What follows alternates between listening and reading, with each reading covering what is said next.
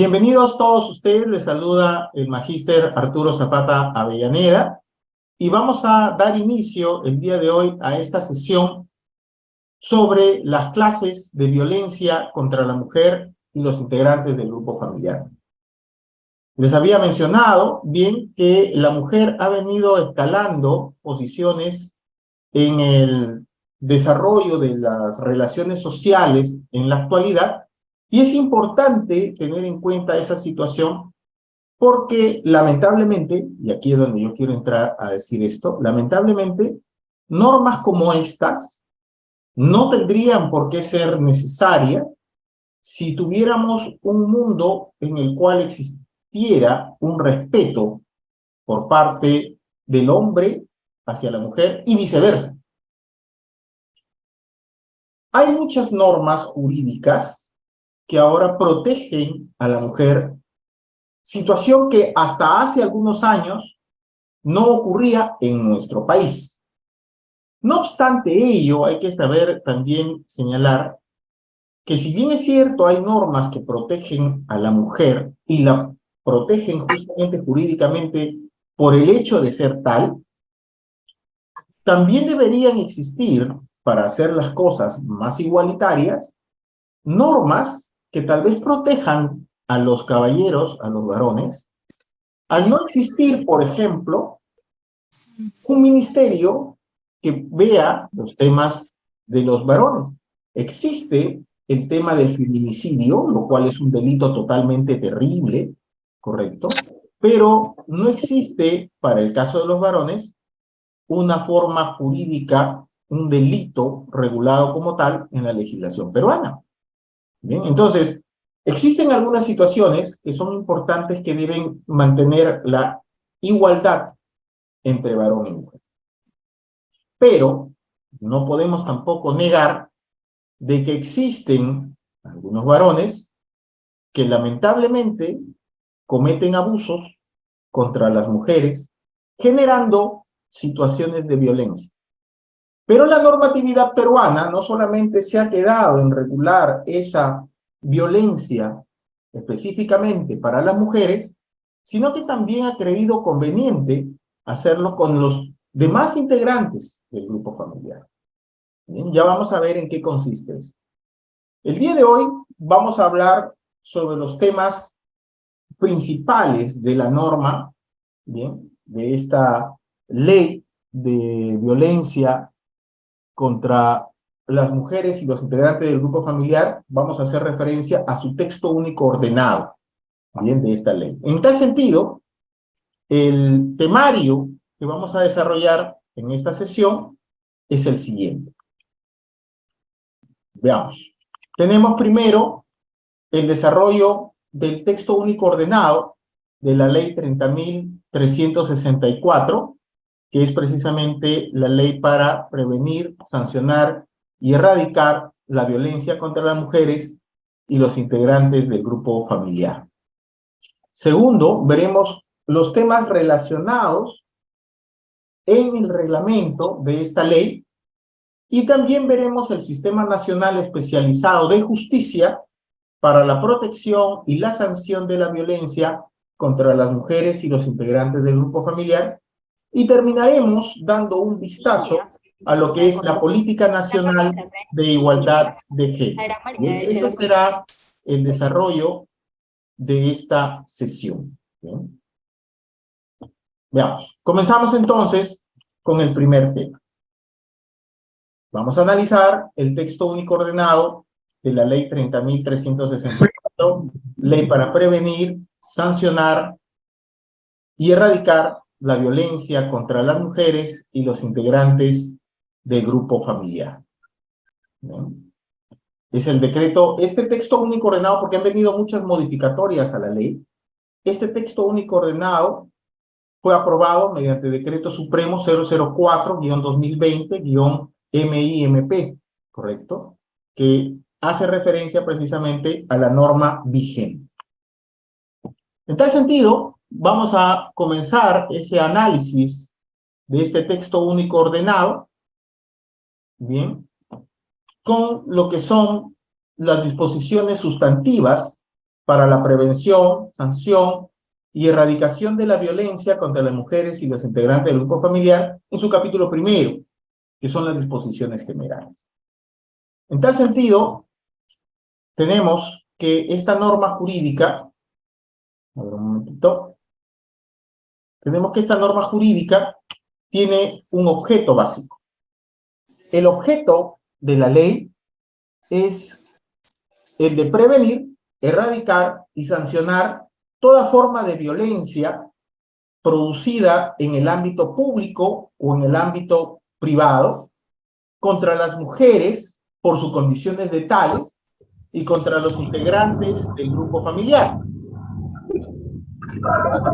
Asimismo, a ver un momentito, asimismo, debemos tener en cuenta que se protege de manera en especial a aquellos integrantes del grupo familiar que se encuentren en situación de vulnerabilidad, ya sea por razones de edad, ya sea por razones de situación física, como por ejemplo las niñas, los niños, los adolescentes, las personas adultas mayores y las personas con discapacidad. Nos menciona la norma que para tal efecto se establecen mecanismos, medidas y políticas integrales de prevención, de atención y de protección de las víctimas, así como la reparación de los daños causados, y dispone la persecución, la sanción y la reeducación de los agresores sentenciados con el fin de garantizar a las mujeres y al grupo familiar una vida libre de violencia, asegurando el ejercicio pleno de sus derechos. ¿Bien? Ahora, menciona la norma, en este punto, ¿bien? Menciona la norma que se debe tener en cuenta que cuando se habla de violencia contra las mujeres, se hace referencia a un término plural. Es decir, no se habla solamente de mujeres de la ciudad, sino que ese término plural de violencia contra las mujeres implica a todas aquellas que se encuentran en ámbitos indígenas, rurales, campesinos, ¿bien? Y también personas con discapacidad. ¿Ya? Entonces, el ámbito de protección que se ha querido dar a la norma es bastante amplio. ¿Ya? Ahora, hay que también señalar que para efectos de este texto único ordenado, el artículo 2 de la norma señala que en la interpretación y aplicación de esta ley, y en general en toda medida que adopte el Estado a través de sus poderes públicos e instituciones, así como en la acción de la sociedad, se consideran preferentemente estos principios, estos 6 principios que la norma en el artículo 2 menciona. ¿Bien? El primero de ellos es el principio de igualdad y de no discriminación. ¿Bien? Este principio garantiza la igualdad entre mujeres y hombres, y dentro del marco de aplicación de este principio se prohíbe toda forma de discriminación, entendiéndose por discriminación a cualquier tipo de distinción, exclusión o restricción basada en razones de sexo que tengan por finalidad o por resultado menoscabar o anular el reconocimiento, goce o ejercicio de los derechos de las personas. Asimismo, el otro principio, el principio de interés superior del niño, ¿bien? Ese principio hace referencia a que en todas las medidas concernientes a las niñas y niños adoptadas por instituciones públicas o privadas de bienestar social, los tribunales, las autoridades administrativas o los órganos legislativos se debe tener en consideración primordial el interés superior del niño. Aquí hay que mencionar lo siguiente. Esta norma, este principio de la norma, guarda relación con lo que establece el Código de las Niñas, Niños y Adolescentes en su título preliminar, que se habla precisamente del interés superior del niño. Es decir, se debe priorizar al momento de tomar una decisión, no el pleito que debe haber seguramente entre el varón y la mujer, o entre algún otro integrante del, del grupo familiar. Si bien es cierto, ellos pueden tener el problema, la decisión que se tome no va a girar necesariamente entre lo que le interesa entre lo que pide o entre lo que denuncia uno u otro. Se va a tener que ponderizar qué es lo mejor para los menores, qué es mejor para ese niño, para esa niña o ese adolescente. Vuelvo a repetir, el principio de interés superior del niño señala de que para las decisiones que deben tomar los operadores del derecho cuando tengan que decidir sobre situaciones en las que existe definitivamente un conflicto entre varón y mujer o entre alguno de los integrantes del grupo familiar, todas esas autoridades deben ponderizar al momento de tomar la decisión qué es lo mejor, no para los que están en el conflicto, sino para cómo va a afectarse esa decisión a los menores. A eso se refiere este tema del principio de interés superior del niño. ¿Bien? Otro de los principios que también menciona esta norma es el principio de debida diligencia. Este principio de la debida diligencia hace referencia a que el Estado deberá adoptar sin dilaciones todas las políticas orientadas a prevenir, sancionar y erradicar toda forma de violencia contra las mujeres y los integrantes del grupo familiar. En tal sentido, deben imponerse las sanciones correspondientes a las autoridades que incumplan este principio. Entonces, es importante este principio de debida diligencia al momento de la aplicación de la norma. De igual manera, tenemos el principio de intervención inmediata y oportuna. Este principio orienta a que los operadores de justicia y la Policía Nacional del Perú, ante un hecho o amenaza de violencia, deben actuar en forma oportuna, sin dilación, por razones procedimentales, formales o de otra naturaleza, disponiendo el ejercicio de las medidas de protección previstas en la ley y en otras normas, con la finalidad de atender efectivamente a la víctima. Entonces, aquí hay que tener en cuenta la rapidez y la oportunidad. Recuerden ustedes, hay un tema que siempre uno recuerda: justicia que tarda no es justicia. Entonces, los operadores del derecho que van a tener que tomar las decisiones, o la Policía Nacional del Perú, en este caso, frente a los actos de violencia, deben realizar una intervención inmediata, una intervención oportuna, sin dilaciones, sin temas de requisitos procedimentales y demás, porque se estaría vulnerando este principio rector de la actuación de los operadores de justicia frente a casos de violencia. ¿Ya? Entonces hay que tener bastante cuidado con eso. Recuerden ustedes, justicia que tarda no es justicia. ¿Ya? Otro de los principios que también habla la norma es el denominado principio de razonabilidad y proporcionalidad. Y en este caso se hace referencia a que el fiscal o el juez a cargo de cualquier proceso de violencia debe ponderar la proporcionalidad entre la eventual afectación causada y las medidas de protección y de rehabilitación a adoptarse.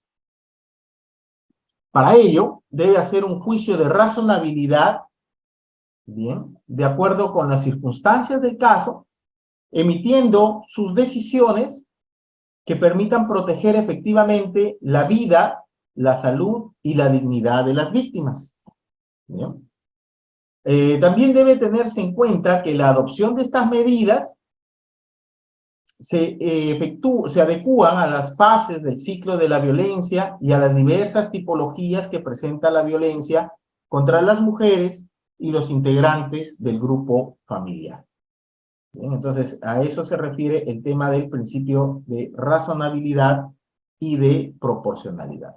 Otro de los principios que también es importante señalar es el principio de sencillez y el principio de oralidad, que van los dos de la mano, de acuerdo a lo que prescribe precisamente la norma. Bien, entonces, este principio de sencillez y de oralidad hace referencia a que todos los procesos por violencia contra las mujeres y los integrantes del grupo familiar se desarrollan considerando el mínimo de formalismo en espacios amigables para las presuntas víctimas, favoreciendo que éstas confíen en el sistema y que puedan colaborar con él para una adecuada sanción al agresor y la restitución de sus derechos que han sido vulnerados.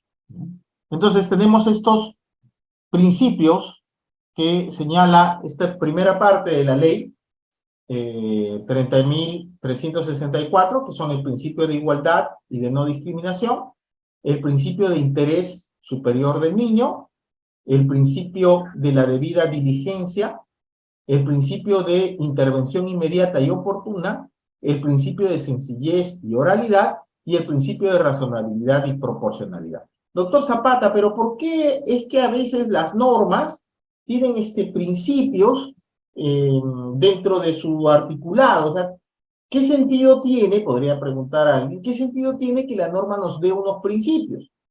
Los principios son muy importantes, sobre todo, muchachos, cuando existen lo que se conocen como las lagunas del derecho.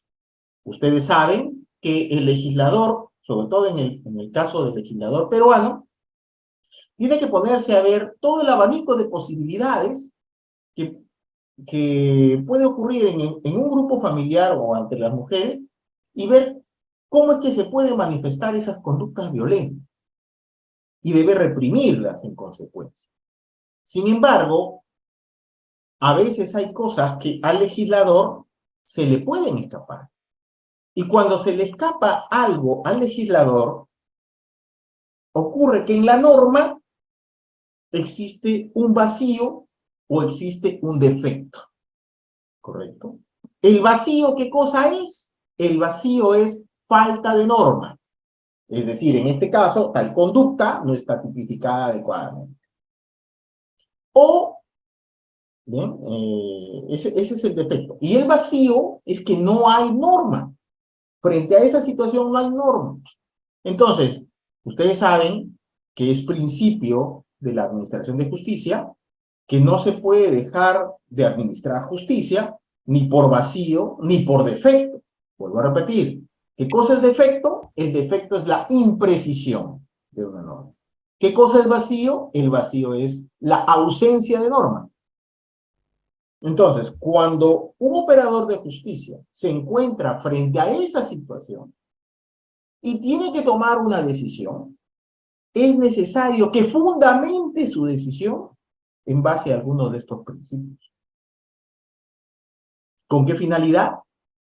Con la finalidad no solamente de dar solución al problema planteado, al problema denunciado, sino que también la autoridad competente, al sustentar sus decisiones con estos principios, le da la integración jurídica necesaria frente a la situación de vacío o de defecto. En otras palabras, estos principios ayudan a integrar esas lagunas del derecho. Y también los principios vienen a ser postulados que orientan la actuación de estos operadores de justicia. Por eso es que justamente te habla de que en la interpretación y en la aplicación de la ley, ¿no?, el Estado, a través de sus poderes públicos y de sus instituciones, aplican estos principios de manera preferente. Doctor, y si no tengo ninguno de estos principios, ¿qué principio podría utilizar? En principio, bien, sí, justamente ahí tenemos una participación, bien, nos dicen, cuando hay un vacío en la ley, para eso sirven los principios, definitivamente que sí. Entonces, esos principios vienen a integrar esos vacíos y defectos, pero también vienen a orientar la decisión de las autoridades. Frente a esos vacíos, si no hay la debida utilización de estos, usted podría utilizar otros principios de derecho público, porque estamos hablando en este caso de derecho público, que no contravengan a la norma o no la desnaturalicen. ¿Y en dónde los voy a encontrar? Ahí vamos a ver ya principios generales del derecho. Los principios generales del derecho los vamos a encontrar en otros lados. Pero primero debo utilizar estos, porque estos se utilizan de manera preferente. Mira lo que le dice acá, se consideran de manera preferente. Y cuando ya no tengas alguno de estos que utilizar, puedes buscar otros principios de derecho público, porque estamos en una rama de derecho público, para sustentar tus decisiones como autoridad. Doctor, ¿y por qué tendría yo que utilizar estas decisiones, sustentar mis decisiones en base a estos principios? Porque si no lo haces, habiendo vacío, habiendo defecto, sin una debida orientación de lo que vas a hacer, tu decisión puede ser arbitraria. Y si tu decisión es arbitraria como autoridad, podrías estar cometiendo vulneraciones a las normas de naturaleza administrativa con responsabilidad en ese ámbito, ¿no es cierto?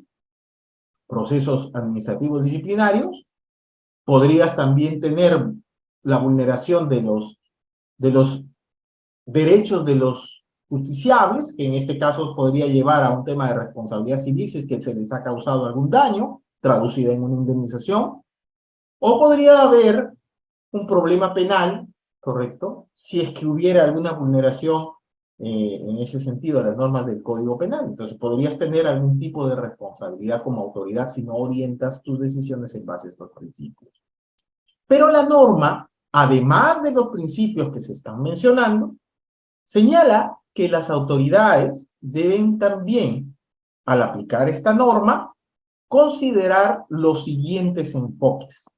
Entonces, no es solamente la utilización de los principios, sino que también se deben tener en cuenta estos enfoques. Y la norma, en este aspecto, precisa hasta 6 enfoques. El primero de ellos es el denominado enfoque de género. Antes de que me vaya a dormir.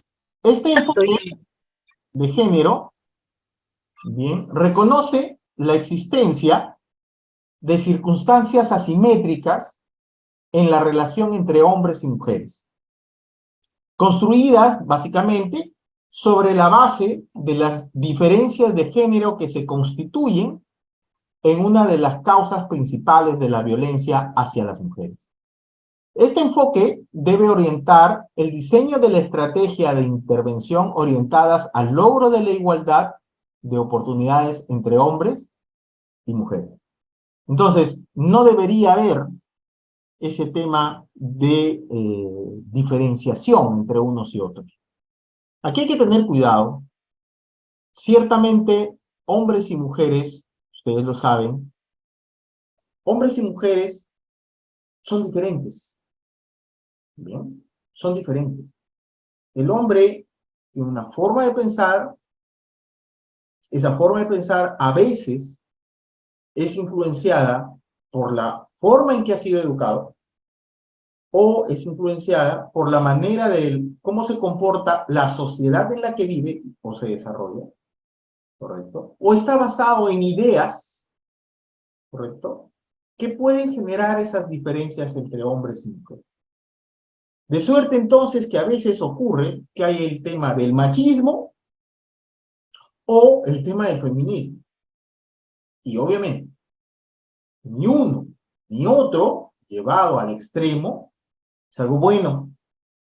Por eso es que al momento de aplicar este texto único ordenado, debe tenerse en cuenta precisamente el enfoque de género. Entendiendo que este enfoque de género debe estar orientado a reconocer la existencia de esas circunstancias asimétricas, esas diferencias, ¿ya? Reconocer esas diferencias entre hombres y mujeres. Pero, si bien es cierto, esas circunstancias asimétricas que están construidas sobre las diferencias de género, bien, debe consistir o deben constituirse en la causal necesaria para que exista la violencia. Y ahí es cuando digo que precisamente el tema del extremo entre uno y otro está mal. ¿No? Siempre debe haber un punto medio en las cosas. De todas maneras, ese punto medio que debe encontrarlo el operador del derecho frente a las denuncias sobre violencia contra la mujer y los integrantes del grupo familiar, debe hacerse precisamente en base a este enfoque de género. Otro de los enfoques es el enfoque de integralidad. En este aspecto, se reconoce que en la violencia contra las mujeres constituyen múltiples causas y múltiples factores que están presentes en distintos ámbitos, ya sea a un nivel individual, a un nivel familiar, a un nivel comunitario y a un nivel estructural. Por ello, se hace necesario establecer intervenciones en los distintos niveles, ¿bien? Precisamente en los que se desenvuelven las personas y desde distintas disciplinas. También tenemos el enfoque de interculturalidad. En este enfoque de interculturalidad debemos tener en cuenta que este enfoque reconoce la necesidad del diálogo entre las distintas culturas que se integran en la sociedad peruana, de modo que permitan recuperar desde los diversos contextos culturales todas aquellas expresiones que se basan en el respeto a la otra. Aquí hay que tener mucho cuidado. Ustedes deben haber escuchado esa palabra que dice respetos guardan respetos. Sí, pero aquí hay que tener en cuenta algo. Hay situaciones en las cuales el hombre, por la cultura que tiene, puede pensar equivocadamente que es superior a una mujer. Pero a veces ocurre que hay también mujeres que pueden victimizarse frente a situaciones que para un hombre tal vez sea algo normal hacerlo de esa manera. Y ahí hay que tener cuidado con el tema cultural.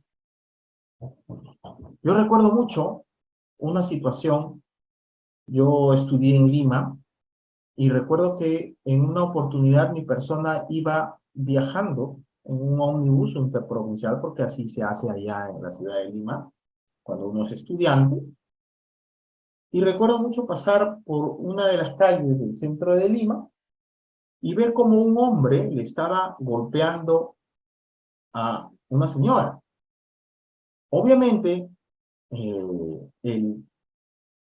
las personas tenían rasgos de ser pertenecientes a las zonas indígenas de el Perú, y que por alguna de las razones en el tiempo en el que yo vivía allá, habían llegado desde la sierra hasta la costa.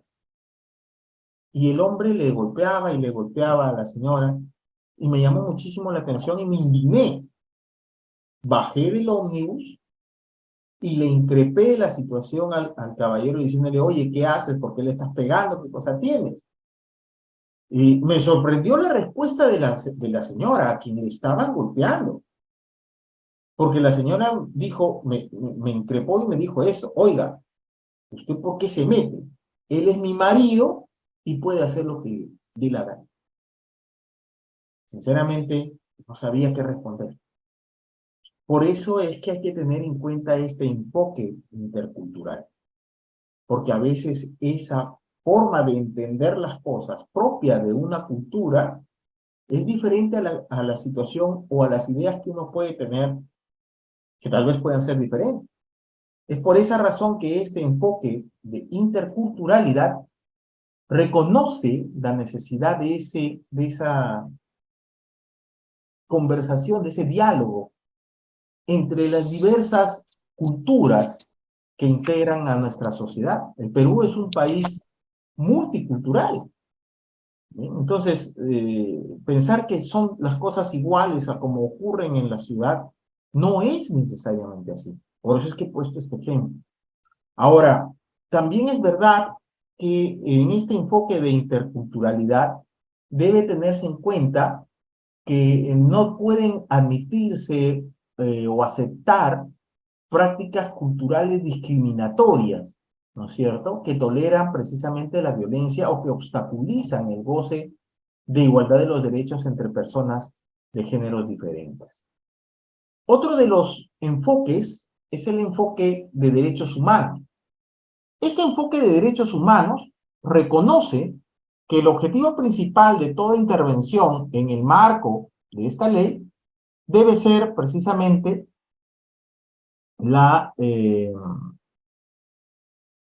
debe hacerse la realización de los derechos humanos, identificando a los titulares de los derechos y a aquellos a los que tienen derecho conforme a sus particulares necesidades, identificando asimismo a los obligados o titulares de deberes y de las obligaciones que les corresponden.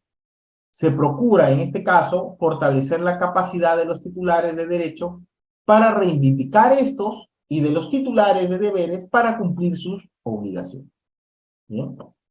Entonces, eso es también importante. El enfoque de interseccionalidad es aquel que reconoce que la experiencia que las mujeres tienen de la violencia se ve influenciada por factores e identidades como su etnia, como su color, factores como la religión, la opinión pública o de otro tipo, su origen nacional o social, su patrimonio, su estado civil, su orientación sexual, su condición de seropositiva, su condición de inmigrante o refugiada, situaciones de edad o de discapacidad, y en su caso incluye también medidas orientadas a determinados grupos de mujeres. Y finalmente, el enfoque generacional que reconoce que es necesario identificar las relaciones de poder entre distintas edades de la vida y sus vinculaciones para mejorar las condiciones de vida o el desarrollo común. Considera en este caso factores como la niñez, la juventud, la adultez y la vejez, que deben tener una conexión, pues en conjunto están abandonando a una historia común y deben fortalecerse generacionalmente. Presenta aportaciones a largo plazo, considerando las distintas generaciones y colocando la importancia de construir corresponsabilidades entre estas. Definitivamente, este es un tema bastante amplio. ¿Por qué? Porque existe un tema de brechas generacionales donde los abuelos no entienden a los padres y los padres no entienden a los hijos y los hijos no entienden a quienes van a ser los, los nietos o bisnietos. Entonces, es un tema de quiebres generacionales. La forma de entender a la misma sociedad es distinta de acuerdo a la generación que les ha tocado vivir.